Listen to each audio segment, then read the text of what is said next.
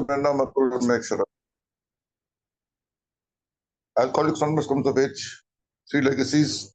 First legacy recovery, page 70, and we are on the third paragraph. Doctor Bob और Bill W का मिलन हो चुका है। बिल डब्ल्यू ने एक मैसेज दिया है डॉक्टर बॉब को। डॉक्टर बॉब को ये मैसेज जो है समझ में आ गया है और इसके दो पहलू थे। एक, डॉक्टर सिल्कवर्थ की इस बीमारी के बारे में जो जानकारी थी उन्होंने दी, ऑब्सेशन और एलर्जी, और दूसरा उसके साथ एक ट्रांसफॉर्मेशन यानी कि एक साइकिक चेंज के बारे में जो बात करी थी डॉक्टर विलियम सिल्कवर्थ ने। उसके साथ उसने विलियम जेम्स का जो वैराइटीज ऑफ रिलीजियस एक्सपीरियंसेस है उसमें उसने बताया था कि कैसे ये साइकिक चेंज, ये ट्रांसफॉर्मेशन, ये बदलाव किस किस तरीके से भिन्न भिन्न प्रकार से आ सकता है हर एक व्यक्ति में। तो इन दोनों का जो मिश्रण था, that struck the chord with doctor Bob, यानी कि डॉक्टर बॉब के पास मैसेज पहुंचा और उनमें वो बदलाव की प्रक्रिया जो होनी शुरू हुई। You see, our talk was a completely mutual thing. अब बिल डब्ल्यू यहाँ पे 12 स्टेप वर्क का एहसास हो रहा है कि वो कहाँ गलत था, उसने क्या ठीक किया यहाँ पे डॉक्टर बॉब के साथ जो डॉक्टर बॉब तक उसका मैसेज पहुंचा। और उसका सार ये था कि ये म्यूचुअल चीज थी, यानी कि दो जनों के आपस की बात, जिसमें एक म्यूचुअल में एक आदान प्रदान होता है, एक लेन देन होता है, जिसमें दोनों अपना फायदा देखते हैं। और जब तक उस प्रकार की एक वातावरण नहीं बनता है तब तक आगे प्रगति नहीं हो सकती। तो ये बात बिल डब्ल्यू का समझ में आ रही है और वो उसकी बात कर रहा है, कह रहा है म्यूचुअल चीज थी। आई हैड क्विट प्रीचिंग, मैंने प्रचार करना बंद कर दिया।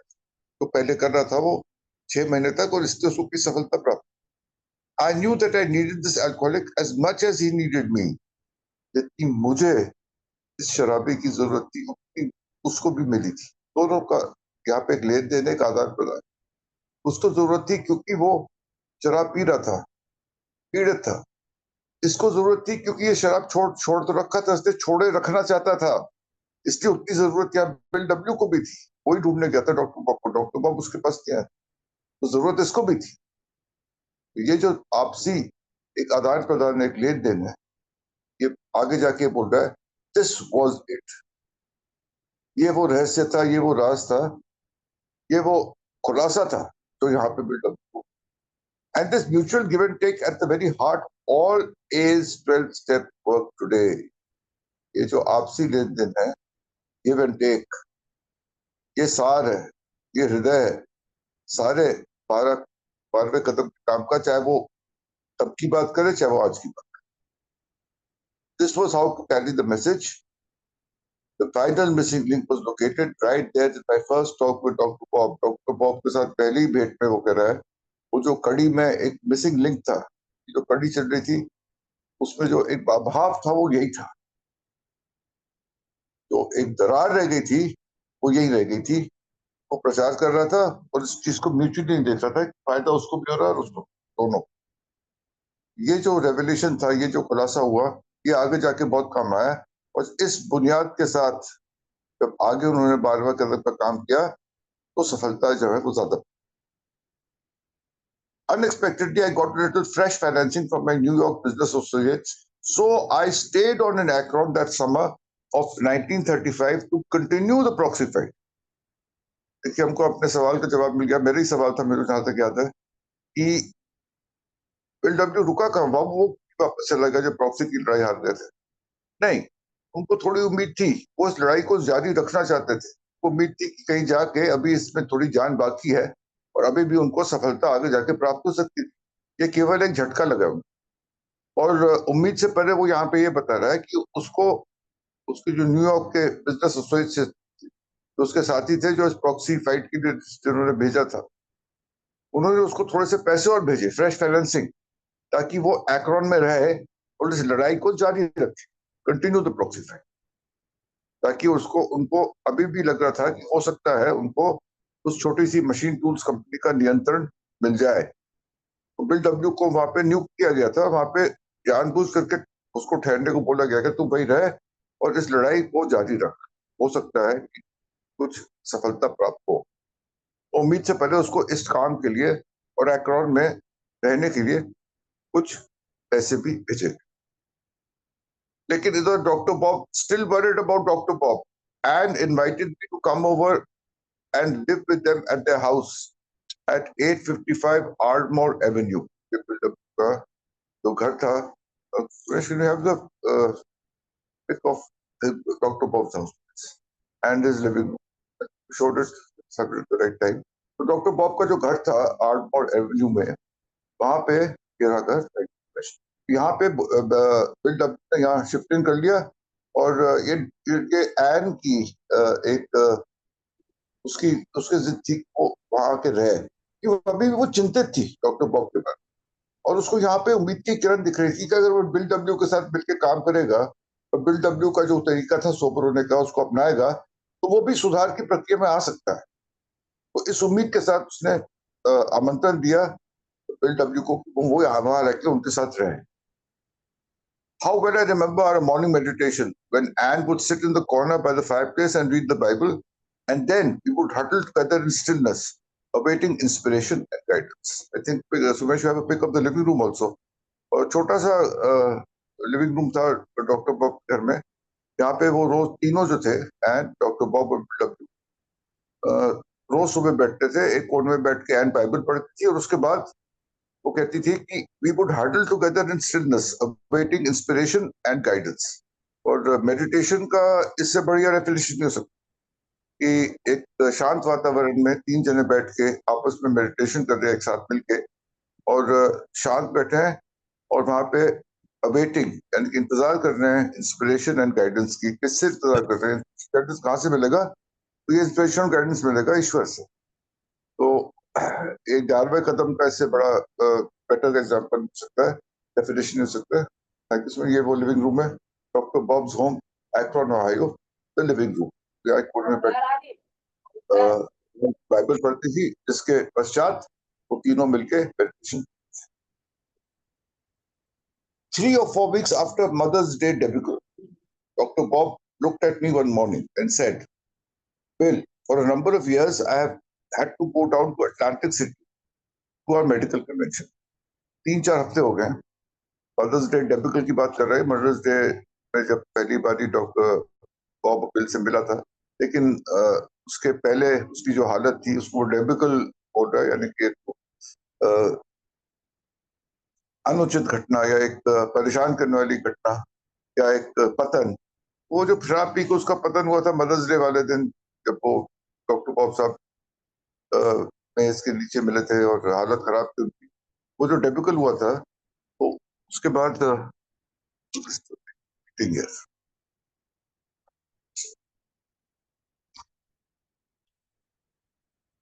बिल डब्ल्यू ने बोला कि डॉक्टर बॉब ने बिल डब्ल्यू से बोला, Bill, for a number of years I have had to go down to Atlantic City to our medical convention.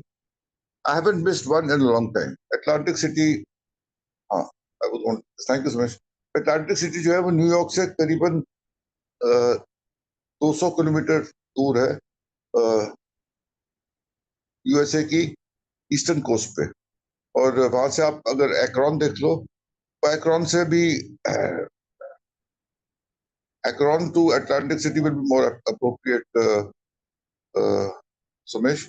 वो एक सफर था जहां पे मेडिकल कन्वेंशन होती थी हर साल, और डॉक्टर बॉब नियमित रूप से हर साल उस कन्वेंशन में जाता था। तो उसने बिल से बोला कि आई haven't missed one in a long time, मैं नियमित रूप से जाते जा रहा हूँ, don't you think I better गो, मुझे जाना चाहिए क्या? और इस पे डर के मारे एन ने बोला, ओ नो नो नो, क्योंकि उसको पता था ये बात जाएगा पिएगा, इसकी हालत खराब। उसका तजुर्बा था, उसका एक्सपीरियंस था, वो डरी हुई थी इस बात को लेकर, और वो सुधार की प्रक्रिया में आ रहा था डॉक्टर बॉब। वो नहीं चाहती थी कि कोई झटका लगे अब, और उसको ये निश्चित रूप से पता था कि वो जाएगा तो पिएगा, क्योंकि साल दर साल यही होता आ रहा था। उसके मुंह से इंस्टिंक्टिवली निकला, नेचुरली कुदरती तौर पे उसके मुंह से निकला कि नहीं नहीं नहीं, no no no. But seeing that he had to face the music some time, I replied, well why don't you go. लेकिन बिल डब्ल्यू को एहसास हुआ कि कभी ना कभी यार उसको सामना करना पड़ेगा इस दुनिया का जिसमें शराब बह रही है। मैं उसका कुछ नहीं कर सकता। अगर मुझे अपने आप को ठीक रखना है तो मुझे इन स्थितियों का ऐसी स्थितियों का सामना आए दिन करना पड़ेगा। इस बात को लेके बिल ने उसको सुझाव दिया कि हाँ, बिल्कुल जाओ, क्यों नहीं जाओ? After all we must learn to live in a world that's full of alcohol. मैंने दोस्तों ये लाइन अंडरलाइन करी जब मैंने कल पढ़ी थी, और बहुत इसमें तत्व है इस लाइन में, बहुत इसमें शक्ति है, बहुत सार है इसमें, बहुत एक इनर मीनिंग है कि after all we have to live in a world that's full of alcohol. इस दुनिया में शराब बनी हुई है, मेरे को इसी दुनिया में रहना है यार। मैं इस पृथ्वी से दूसरी पृथ्वी तो पे तो जा नहीं सकता हूँ, रहना तो इसी पृथ्वी पे जब तक सांसें चल। मुझे सीखना पड़ेगा कि मेरे को कैसे रहना है एक ऐसे जहां में जहां पे शराब बह रही है, ना चाहते हुए भी। तभी तो अल्कोहल को सट को बोलते हैं कि ना चाहते हुए भी मैं कई जगहों पे जाता हूँ जहाँ पे शराब सामने मेरे आ जाती है, मैं इससे भाग नहीं सकता हूँ। मैं इस पृथ्वी को छोड़ के दूसरी पृथ्वी नहीं बनेगी शराब शराब, इसी पृथ्वी में हमको रहना है, और यहाँ शराब जो है वो आए दिन हमें सामना करना पड़ेगा। शराब हैव टू लर्न टू, हमें सीखना पड़ेगा कि कैसे। And slowly Pop said, I guess maybe you're right. Pop ने भी बोला, हाँ भैया ठीक ठीक बोला।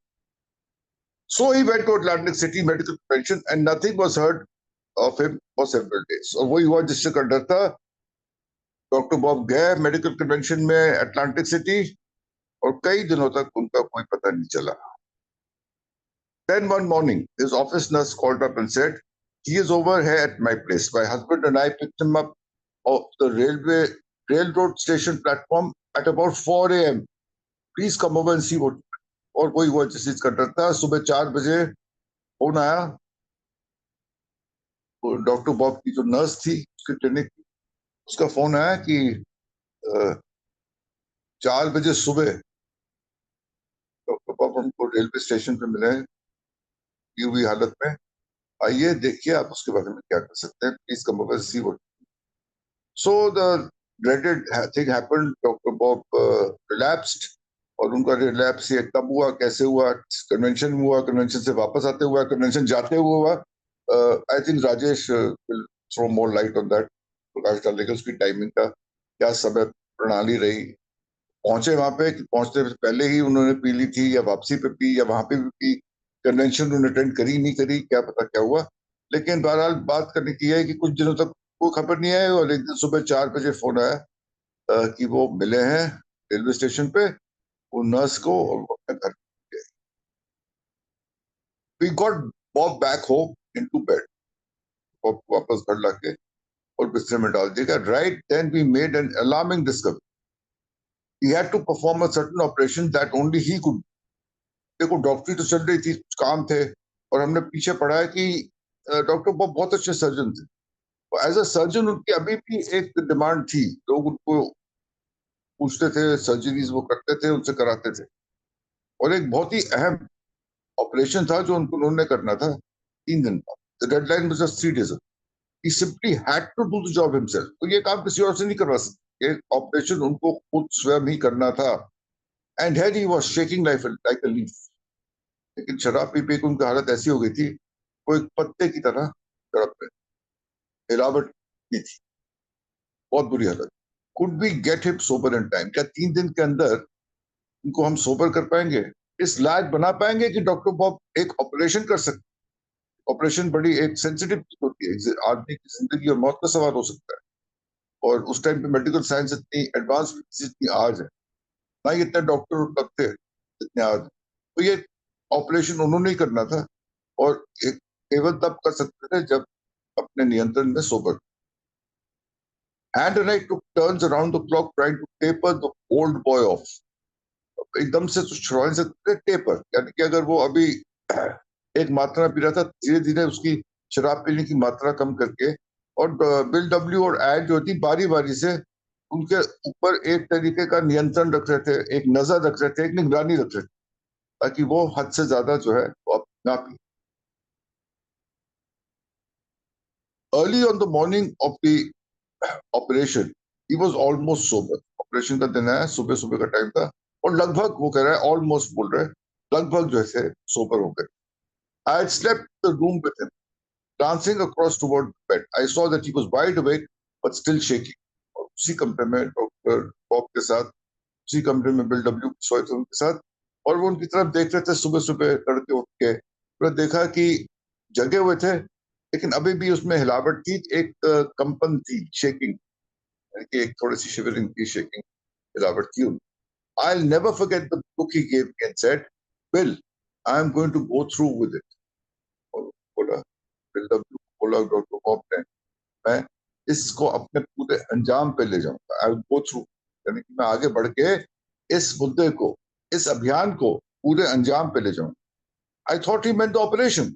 बिल डब्ल्यू यहाँ समझा ये डॉक्टर बॉब ऑपरेशन की बात करते कि मैं ऑपरेशन को अपने पूरे अंजाम पे लग जाऊंगा और ऑपरेशन करूंगा जाके और सफलता। नो, ऑपरेशन के बारे में नहीं बात कर। He said, I mean this thing we've been talking, sure के बारे में बात। वो अपने सुधार की प्रक्रिया के बारे में बात कर रहे, वो कदमों के बारे में बात कर रहे, वो बात कर रहे थे कि वो एक सुधार की प्रक्रिया में जो आए हैं, इसको एक अभियान मान के इसको जो है अपने अंजाम पे, वो इस बारे में बात करते, ना कि ऑपरेशन। अगले दिन सुबह ऑपरेशन था। An and I drove him to the hospital at 9 बजे सुबह अस्पताल की तरफ बढ़े। I handed him a bottle of beer to steady his nerves so he could hold the knife. यहाँ पे डॉक्टर बॉब ने वो एक्चुअली बियर दी बिल्डअप, तो उसको पता था एक शराबी दूसरे शराबी के ऑपरेशन को करना है, तो ये जो हिलावट इसके अंदर है बंद होनी पड़ेगी। उसका हाथ स्थिर होना चाहिए ऑपरेशन के दौरान, और हाथ, एक शराबी का हाथ तभी स्थिर हो सकता है जब उसने शराब पी हो। मुझे याद है जब मैं बहुत सारी शराब पीता था, मैं एक दिन सुबह बैंक में गया, सैलरी का दिन था, कैश विड्रॉ करने के लिए गया, और मेरा ही साइन किया हुआ चेक नहीं समझ में आया कैशियर। मैंने किसी लड़के को भेजा था और उसने वापसी मेरे को फोन किया कि चेक पास नहीं कर रहे सर, साइन नहीं मिल रहा। और वो 1 घंटे तक बेचारा बैंक पे रहा, और मैं उसके बाद मैंने एक बोतल बियर की पी। मैं बैंक गया, मैंने साइन किया सब चेक्स में दोबारा से, फर्स्ट क्लास सिग्नेचर हुआ क्योंकि हाथ नहीं हिल रहा, इससे सिग्नेचर ठीक हुआ बियर पीने के बाद। तो मेरे को बहुत आइडेंटिफिकेशन हुई। यही हालत उस टाइम पे डॉक्टर बॉब की, और उसका हाथ स्थिर रहना जरूरी था, नहीं तो ऑपरेशन कैसे करता। और उसका हाथ स्थिर रखने के लिए बिल डब्ल्यू को ये एहसास था कि उसको एक गियर दे देंगे तो उसका हाथ स्थिर हो जाएगा, ऑपरेशन कर पाएगा, और नहीं कर पाएगा, इसलिए उसको गियर दी। और उसने उसके बाद इवेंटेड ऑपरेशन करने। We return to the house and sat down to wait, और एन और बिल डब्ल्यू वापस घर आ गए और इंतजार कर। After what seemed an endless time, बहुत देर लगी, अनंत समय तक इंतजार करने के लिए। उसके बाद वो कहते हैं he phoned all had gone well, phone किया कि हाँ सब कुछ ठीक हो गया था, but after that he didn't come home for hours, कुछ कई घंटों तक उसके बाद घर ही नहीं आया। ये बोल दिया था फोन करके हाँ सब ठीक हो गया, लेकिन वो घर वापस नहीं आया डिस्पाइट द ऑफुल स्ट्रेन। एक ऑपरेशन में एक थकावट होती है, अरसा होता है, एक कंसंट्रेशन की जो जरूरत होती है डॉक्टर को एक ऑपरेशन के दौरान, उसमें एक फिजिकल और मेंटल रूप से काफी तनाव भरी स्थिति है डॉक्टर। लेकिन इस थकावट के बावजूद he had left the hospital, got into the car and commenced to visit creditors and others he had harmed by his behavior.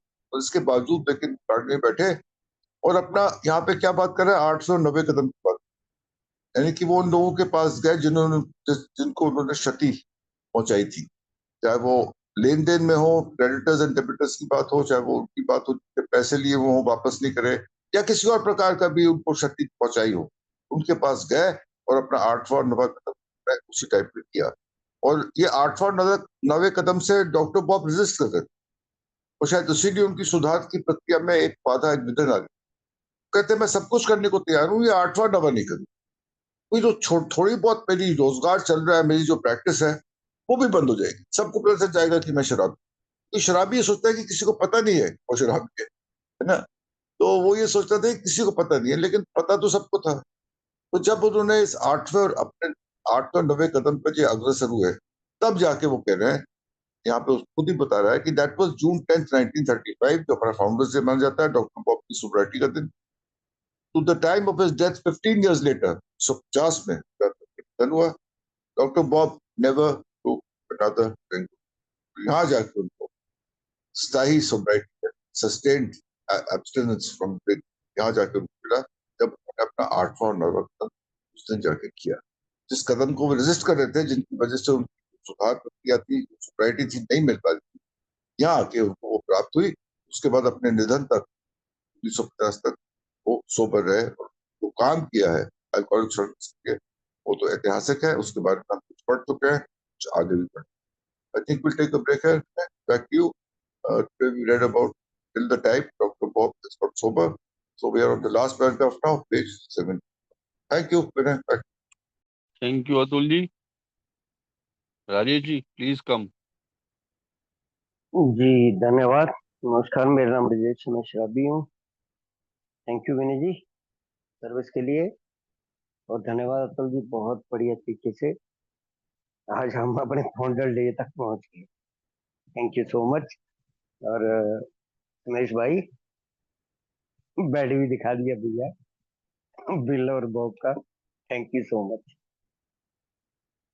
अब सारी चीजें होगी जी। जो प्रॉक्सी फाइट का था वो भी आगे बढ़ गया थोड़ा सा। प्रॉक्सी फाइट का वो जो हॉवर्ड टॉम्पकिन था, वो उसने थोड़े से पैसे जो है वो प्रॉक्सी फाइट के लिए बीडब्ल्यू को भेज दिए कि भैया इसको जारी रख।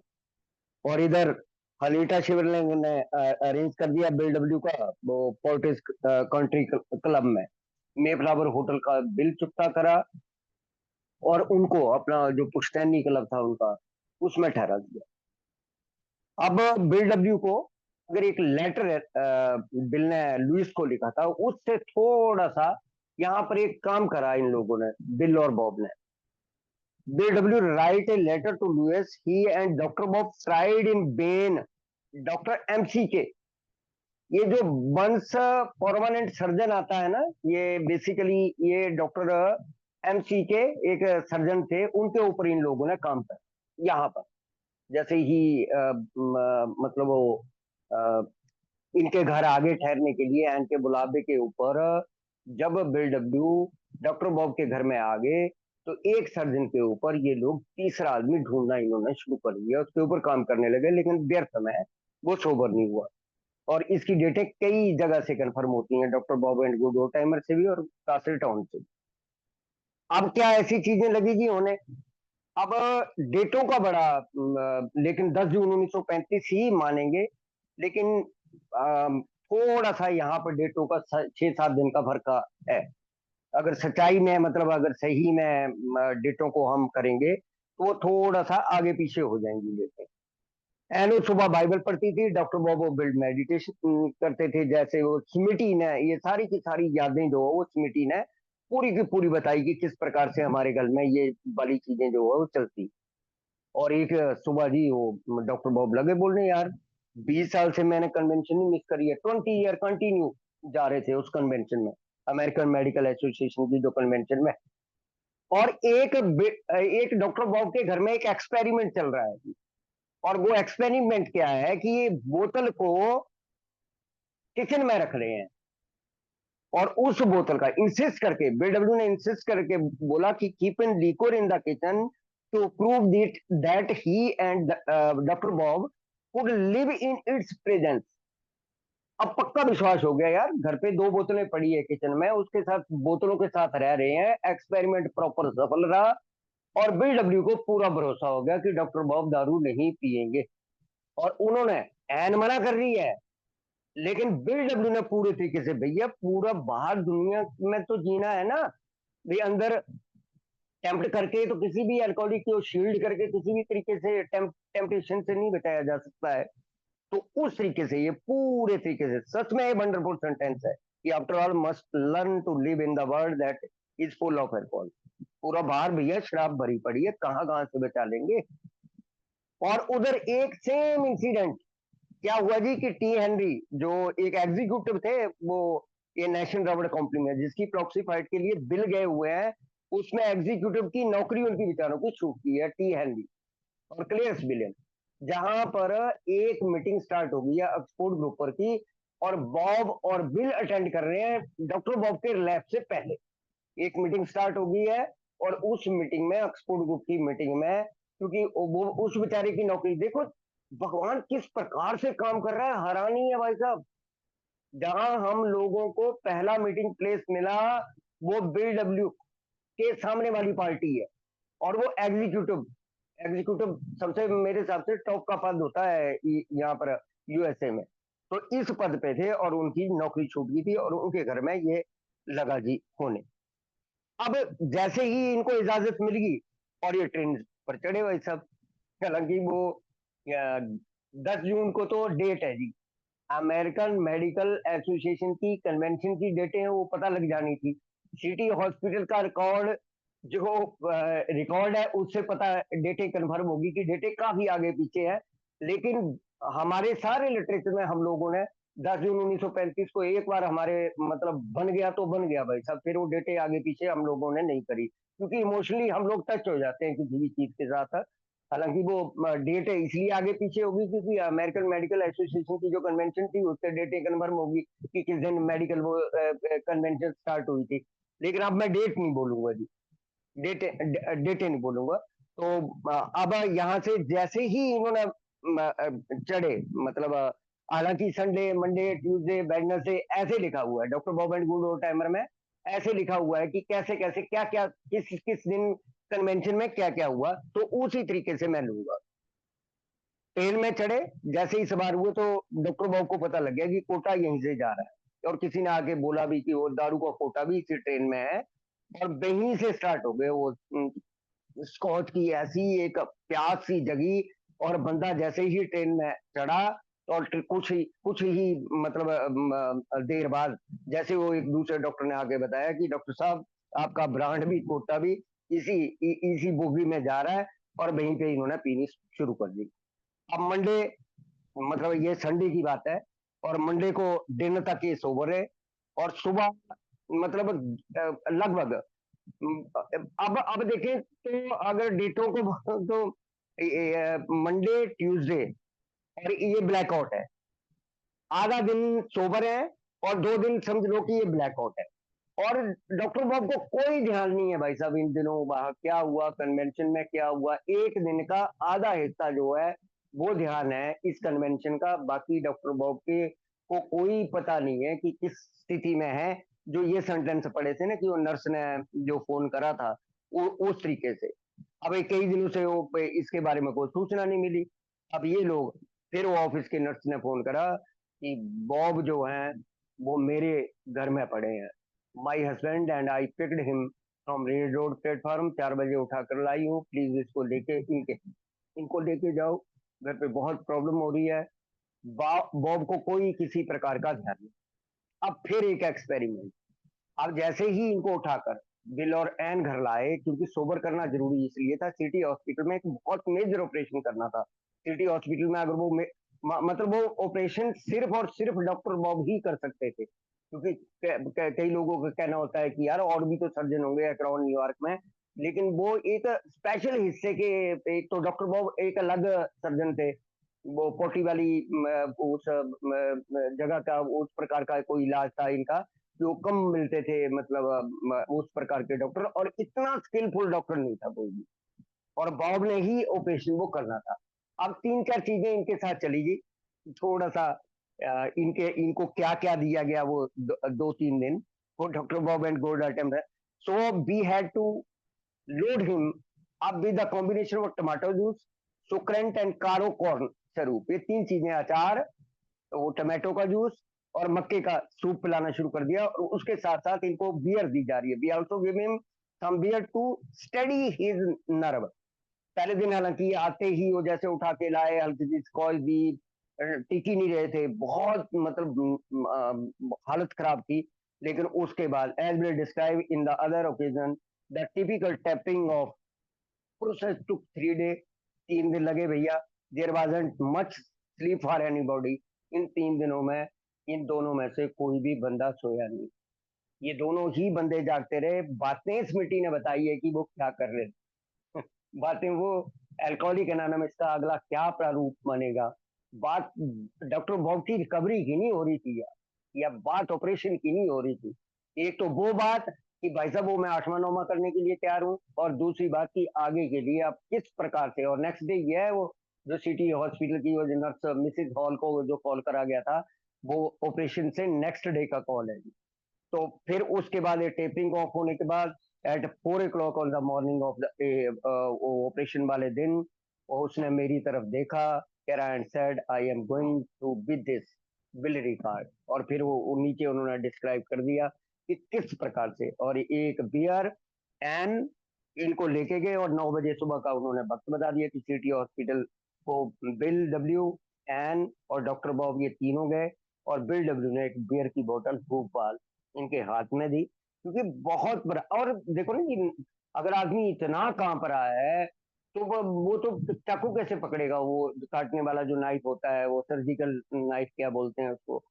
और देखो कितनी मजेदार बात है कि अगर कोई पिकड़ आदमी के हाथ में नाइफ हो, कितना भी आदमी दिलेर हो, किसी का ऑपरेशन हो रहा हो तो बंदा तो वैसे ही वो हो जाएगा ना। तो वो थोड़ा सा उनको टेम्परिंग ऑफ करने के लिए और लास्ट बियर, आज भी डेट हम 10 जून 1935, हालांकि डेटों का लगभग 7 डे का फर्क जो है वो पड़ जाता है, लेकिन आज भी 10 जून 1935 को ही हम फाउंडर डे मानते हैं, क्योंकि उस दिन डॉक्टर बॉब की जो रिकवरी और अंत भी लिख दिया उन्होंने कि 15 साल अपनी मृत्यु तक कभी भी उन्होंने शराब नहीं छुई। अब यहाँ से हम, हमारा जो है वो जन्म हो गया जी अल्कोहलिक एनोनिमस का। यहाँ से फाउंडर डे हम 10 जून 1935 को मनाते हैं, तो यहाँ से फाउंडर डे हमारा शुरू हो गया। धन्यवाद, थैंक यू, शुक्रिया।